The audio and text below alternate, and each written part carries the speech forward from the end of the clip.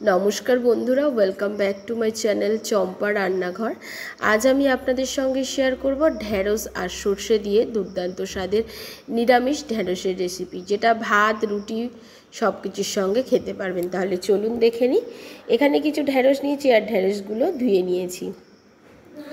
এখন দেখুন, একটা ছুরির সাহায্যে ঢ্যাঁড়সগুলোকে কেটে নেব। আর এই রেসিপিতে একটু কচি ঢ্যাঁড়স হলে খুবই ভালো হয়।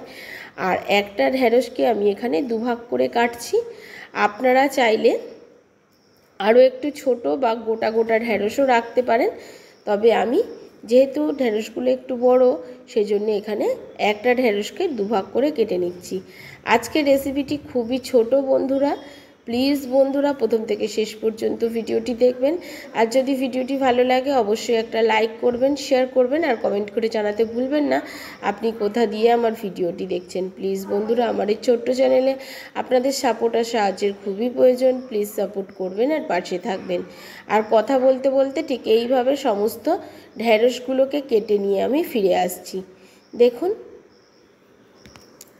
সমস্ত ঢ্যাঁড়সগুলো কাটা হয়ে গেছে।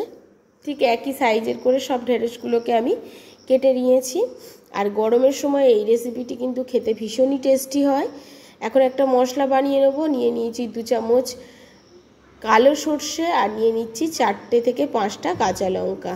এটাকে আমি শিলে বেটে নিয়ে আসব, সর্ষে আর কাঁচা লঙ্কাটা। এবারে দেখুন, একটা কড়া বসিয়ে নিয়েছি আর কড়ার মধ্যে দিয়ে দিচ্ছি সর্ষের তেল। রান্নাটা করতে হবে সর্ষের তেলে। তেলের মধ্যে দিয়ে দিচ্ছি কালো জিরে ফোড়ন। ফোড়নটাকে খুব ভালো করে একটু হতে দিতে হবে। বেশ কালো জিরে থেকে সুন্দর একটা গন্ধ বেরোলে এর মধ্যে আমি দিয়ে দেব কেটে রাখা ঢ্যাঁড়সগুলো। ঢ্যাঁড়সগুলোকে তেলের মধ্যে দিয়ে প্রথমে একটু নাড়াচাড়া করে ভেজে নিতে হবে। প্রথমেই কিন্তু এখানে সর্ষে বাটাটা দিতে যাবেন না। প্রথমে ঢ্যাঁড়সগুলোকে একটু নাড়াচাড়া করে একটু ভালো করে ভাজতে হবে, যাতে খুব বেশি লালও না হয়, আবার ঢ্যাঁড়সগুলো যেন বেশ ভালো ভাজা হয়। আর দেখুন, ঢ্যাঁড়সগুলো কিন্তু বেশ ভালো ভাজা আমি করে নিয়েছি। এখন এর মধ্যে আমি অ্যাড করে দেব পরিমাণ অনুযায়ী লবণ, দিয়ে আবারও একটু নাড়াচাড়া করে নিচ্ছি।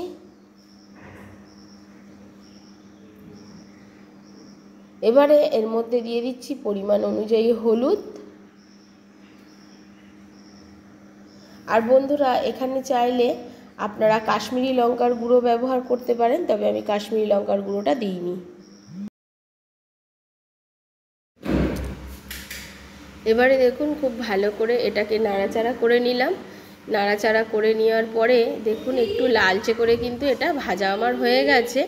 হলুদ দিলে কালারটা সুন্দর আসবে, সেই জন্য ভাজার সঙ্গে আমি হলুদটা দিয়ে দিলাম।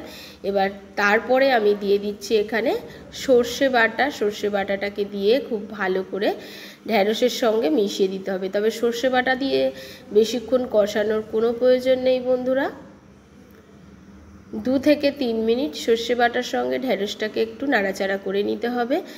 এবারে বাটি ধুয়ে আমি জলটা দিয়ে দিচ্ছি। সর্ষে বাটাটা যে বাটিতে রেখেছিলাম সেটা ধুয়ে একটু জলটা অ্যাড করে দিলাম।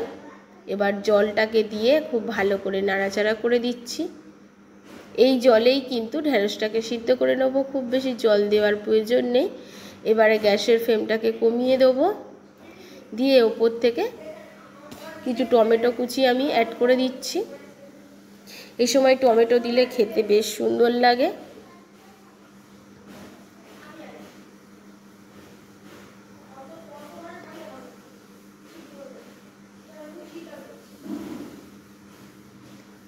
এবারে সবার শেষে দিয়ে দিচ্ছি একটু চিনি। এটা ঢাকা দেওয়ার কোনো দরকার নেই, ঢাকা দিলে কিন্তু ঢ্যাঁড়সগুলো একদমই গলে যাবে।